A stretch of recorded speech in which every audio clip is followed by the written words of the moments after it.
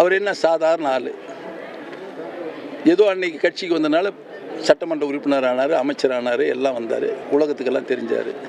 இன்றைக்கி என்ன உனக்கு சிரமம் வந்தது? எதுக்கு போன தாவைக்காவுக்கு? நீ போயிட்டு கேட்குற ஆளை பிடிக்கிற.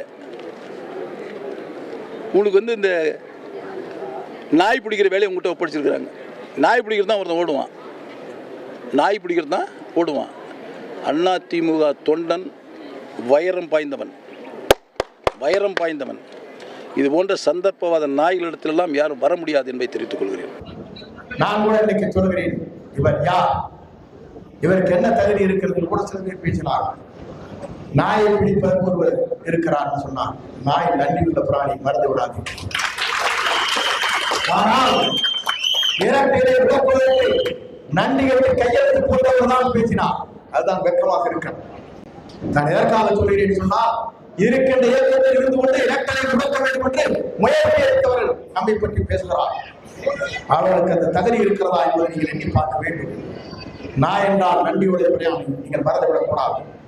அடுத்து துரத்தினால் அந்த குடும்பத்தோடு தான் சுழன்று விளையாடும். சோழையிலே எல்லாம் சுழன்று விடுத்துக் கொண்டிருக்கும். முதலாளியை காட்டி கொடுக்காது. இதுதான் நாயுடைய நிலை. அந்த நாயுடைய நன்றியை போல நாம் இருப்போம். இவர் சொல்வதை போல துரோக செயலை நாம் செய்ய என்றைக்கும் முற்பட்டதில்லை என்பதை நான் இந்த நேரத்தை கோரிட்டு காட்ட விரும்புகிறேன். ஏன்னு சொன்னால், சொல்வது எழுது. இதைவிட அம்மா இடத்திலே சொன்னதை சொன்னால் மண்டையை பித்துக் கொள்வார்கள். நான் சொல்ல விரும்பவில்லை. என்னையும் தம்பிகளை வைத்துக் கொண்டு ஒரு வார்த்தையை சொன்னார். அதை நான் சொல்ல இப்போது விரும்பவில்லை. ஏன்னு சொன்னால், அவர் சொல்வார்களேயானால் அதற்கு என்னாலும் பதில் சொல்ல முடியும்.